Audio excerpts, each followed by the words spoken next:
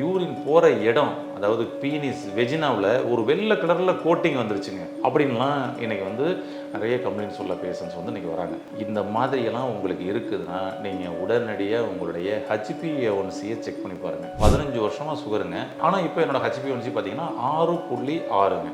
ஆமாம், ஆனால் இருக்கிற எல்லா பிரச்சனையும் அவருக்கு இருக்கும். கண்ணில் கேட்ராக்ட் இருக்கும், கால் பாதத்துக்கு மரத்து போகும், கால் பாதத்தில் நரம்பெல்லாம் பிடிச்சி இழுக்கும். நம்ம உடம்புல எக்ஸஸாக என்ன ஒரு கழிவு உள்ளே வந்தாலும் அதை வந்து வெளியேற்றுறது சிறுநீரக மண்டலத்தினுடைய வேலை. அது வந்து நல்ல சத்துக்களாக இருந்தால் கூட இந்த பேர்னிங் யூரின்லாம் வராமல், எரிச்சலோட வராமல், யூரின் நல்லா ஃப்ரீயாக வர்ற மாதிரி அந்த கழிவுகளை அடித்து வெளியில் கொண்டு வர்ற மாதிரி பண்ணோம் அப்படின்னு சொன்னோம்னா ஒரு அற்புதமான ஒரு சின்ன டிப்ஸ் ஒன்று சொல்கிறேன். அதை மட்டும் பண்ணுங்கள். உங்களுக்கு யூரின் நல்லா அப்படியே ஃபுல்லாக வெளியேறி அந்த இன்ஃபெக்ஷன் எது இருந்தாலும் அதையும் வந்து கிளியர் பண்ணக்கூடிய ஒரு வேலையை பண்ணிடும். என்ன பண்ணலாம் அப்படின்னு சொன்னோம்னா,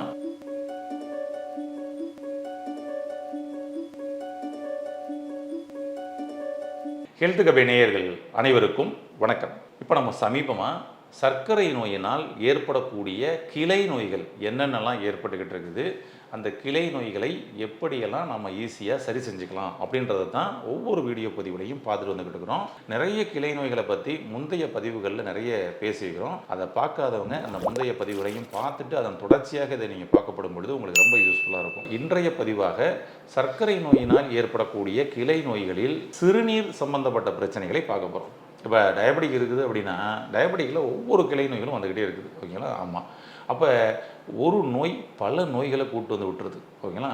அப்போ அந்த வகையில் வந்து பார்த்தோம்னா நம்மளுடைய சிறுநீரக மண்டலம் சம்மந்தப்பட்ட பிரச்சனைகளை இன்றைக்கி டயபெட்டிக் அப்படின்றது இன்றைக்கி வந்து கொடுத்துருது அப்படின்லாம். அப்போ சர்க்கரை நோயாளிக்கு ஓயாமல் யூரின் போயிட்டே இருக்குதுங்க கம்ப்ளைண்ட்ஸ். அப்படியே ஃப்ரீக்வெண்ட் யூரின், நைட்டு பார்த்தோம்னா 8 டைம் 10 டைம் போகுதுங்க, இதனால் தூங்கவே முடியலைங்க நிம்மதியாக அப்படின்னு சொல்லிட்டு இன்றைக்கி வந்து கம்ப்ளைண்ட் சொல்கிறாங்க. நம்மளுடைய சிகிச்சை மையத்தில் வரக்கூடிய டயபெட்டிக் பேஷண்ட்ஸ் ஒவ்வொருத்தரும் வந்து பார்த்திங்கன்னா இதுதான், இந்த மாதிரி வந்து பார்த்திங்கன்னா யூரின் பிரச்சனைங்க.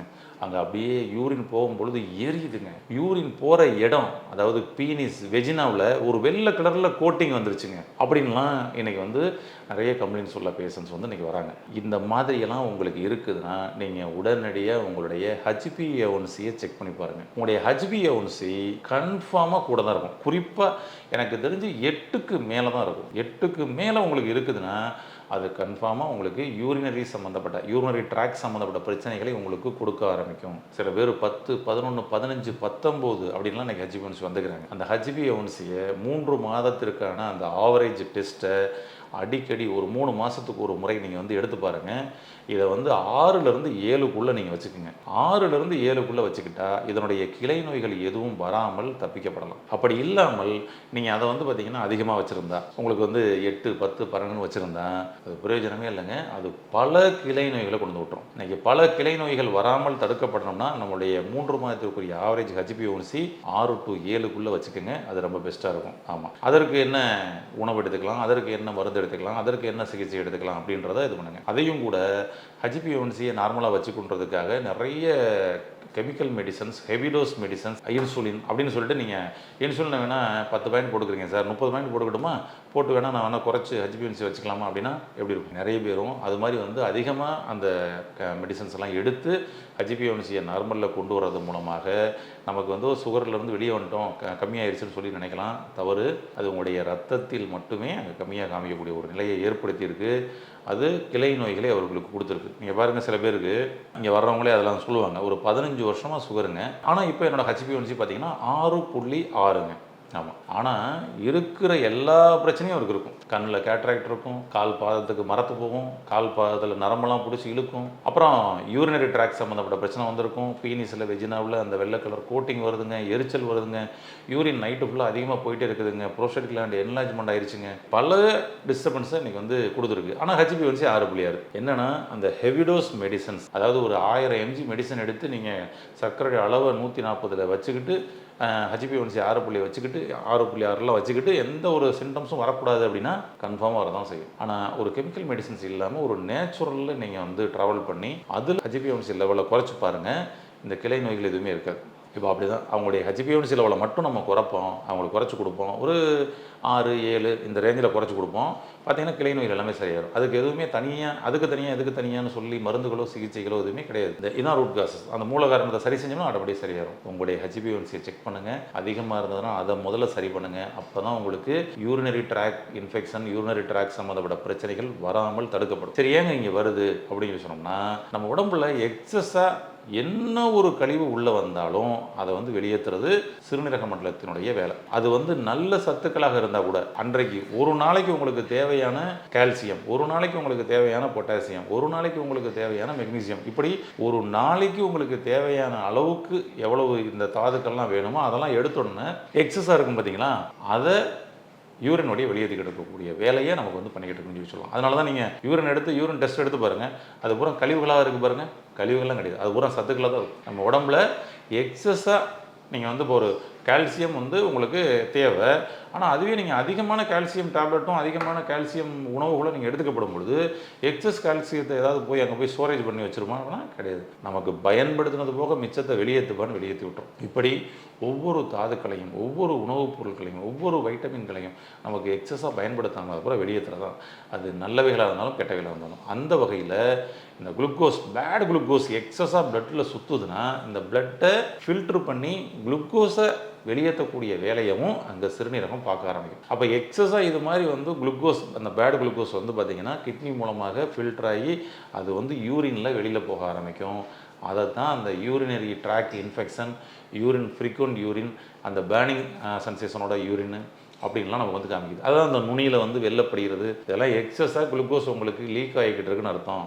அப்போ ஒரு யூரின் அனாலிசிஸ் டெஸ்ட் எடுத்து பாருங்கள். எடுத்து பார்த்தீங்கன்னா உங்களுக்கு தெரியும். அதில் வந்து urine glucose plus plus plus அப்படின்லாம் வரிசையாக போட்டிருப்பாங்க. 3+, 4+ அப்படின்லாம் போட்டிருப்பாங்க. கரெக்டுங்களா? அது எதுவுமே இருக்கக்கூடாது. ஒரு ப்ளஸ் கூட இருக்கக்கூடாது. அப்போ 3+, 4+ இப்படிலாம் போய்கிட்டு இருக்குன்னா உங்களுடைய யூரின் வழியே உங்களுடைய பேர்டு குளுக்கோஸ் போய்கிட்டு இருக்குன்னு அர்த்தம். அப்போனா கன்ஃபார்மாக யூரின் சம்மந்தப்பட்ட பிரச்சனை கொடுக்க தானே செய்யும், ஃப்ரீக்வெண்ட் யூரின். ஆனால் உள்ளுக்குள்ளே சேர விட மாட்டார். இல்லைனா கிட்னியை காலி பண்ணிடுவார்.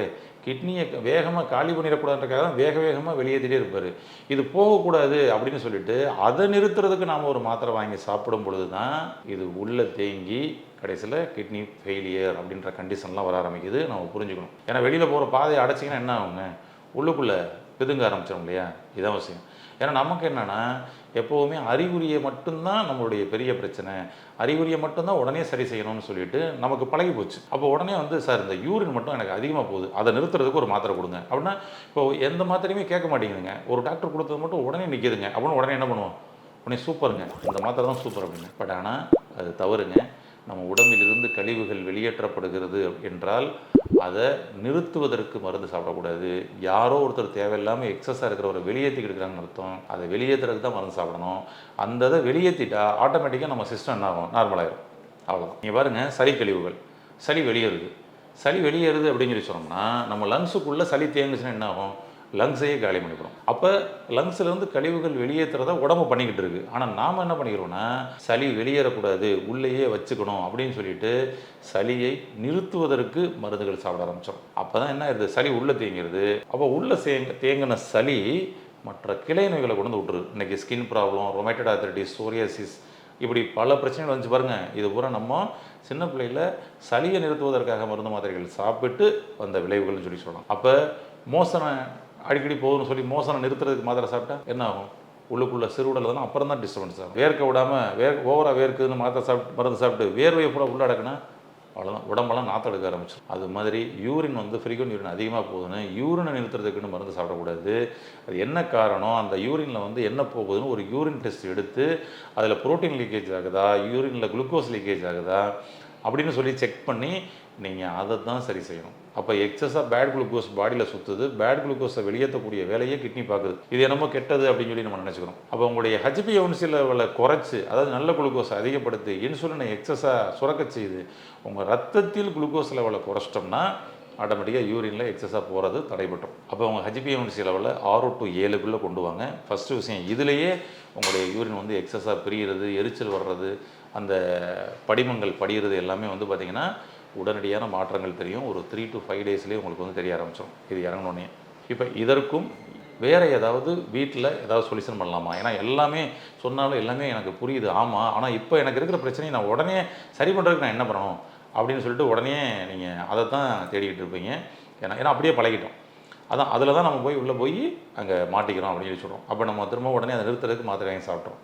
இருந்தாலும் உங்களுக்கு அந்த யூரினில் அந்த பேர்னிங் யூரின்லாம் வராமல், எரிச்சலோடு வராமல், யூரின் நல்லா ஃப்ரீயாக வர்ற மாதிரி, அந்த கழிவுகளை அடித்து வெளியில் கொண்டு வர்ற மாதிரி பண்ணோம் அப்படின்னு சொல்லி சொன்னோம்னா, ஒரு அற்புதமான ஒரு சின்ன டிப்ஸ் ஒன்று சொல்கிறேன். அதை மட்டும் பண்ணுங்கள். உங்களுக்கு யூரின் நல்லா அப்படியே ஃபுல்லாக வெளியேறி அந்த இன்ஃபெக்ஷன் எது இருந்தாலும் அதையும் கிளியர் பண்ணக்கூடிய ஒரு வேலையை பண்ணிடும். என்ன பண்ணலாம் அப்படின்னு சொல்லி சொன்னோம்னா, ரைட், இதில் உங்களுக்கு இந்த யூரினில் ஒயிட் படிமம் படிஞ்சிருக்குது அப்படின்னாலே வேறு வழியே இல்லை. உங்களை ரத்தத்தில் சுகரை குறைச்சா மட்டும்தான் அந்த ஒயிட் படிமம் போகும். அதுக்கு தனியாக எடுத்தாலும் சரியாக வராது.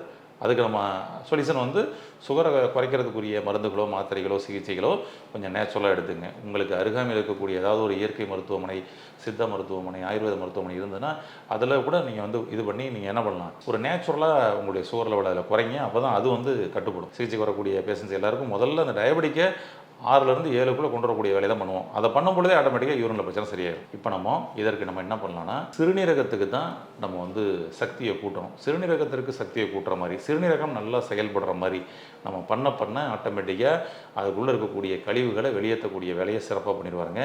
அதுக்கு பெஸ்ட்டு பார்த்திங்கன்னா மூக்கரட்டை தான். சிறுநீரகத்திற்கு அப்படின்னாலே அது மூக்கரட்டை தான். இந்த மூக்கரட்டை ஜூஸ் என்ன பண்ணணும் அப்படின்னு சொன்னால், காலையில் எம்டி ஸ்டொமக்கில் மூக்கரட்டை ஜூஸ் ஒரு 30 ml எடுத்துங்க.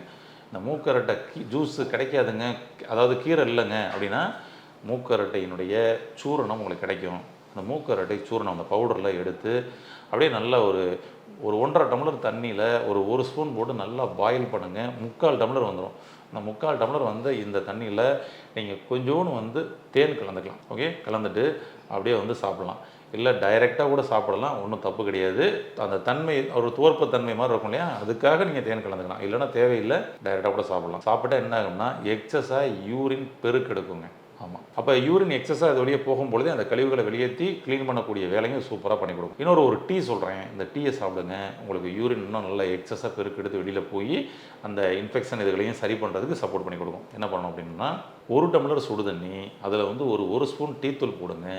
அதை 1/2 டம்ளராக சுண்ட வைங்க, வடிகட்டிடுங்க. வடிகட்டிட்டு திரும்பவும் ஒரு 1/2 டம்ளர் தண்ணி ஊற்றிக்கங்க. இதில் ஒரு 1/4 ஸ்பூன்லேருந்து 1/2 ஸ்பூன் வரைக்கும் கொஞ்சம் மஞ்சள் பொடி கலந்துக்குங்க. அவ்வளோதாங்க. இதில் ஒயிட் சுகர் சேர்க்கக்கூடாதுங்க. டைரெக்டாக டிகாசம் டீ வாட்டர், அவ்வளோதான் டீ. அதுக்கப்புறம் கொஞ்சம் மஞ்சள் தூள் கலந்து, அவ்வளோதான். இதை நீங்கள் சாப்பிடும் பொழுது உங்களுடைய யூரினரி ட்ராக் இன்ஃபெக்ஷனையும் இது சரி பண்ணி கொடுத்துரும். அங்கே யூரின் எக்ஸஸாக நீங்கள் சாப்பிட்டு ஒரு 1/2 மணி நேரத்துக்குள்ளேயே உடனே ஒரு யூரின் வரும். அது நல்ல பெருக்கெடுத்து கழிவுகள் நிறைய இருந்ததுன்னா ஒரு மாதிரி அந்த ப்ரௌன் கலரில் வரும். அடுத்த யூரின் பியூர் ஒயிட்டில் வந்துடும். அதை ஒரு நாளைக்கு 4 முறை வரைக்கும் கூட இந்த டீயை நம்ம எடுத்துக்கலாம்.